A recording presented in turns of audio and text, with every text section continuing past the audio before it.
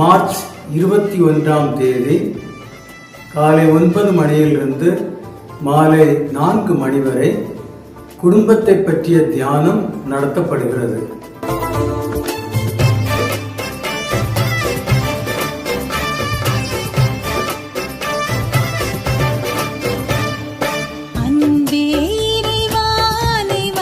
இந்த நாள் உங்களுக்கு உதவும். எனவே நான் உங்களை பணிவோடு அழைக்கிறேன்.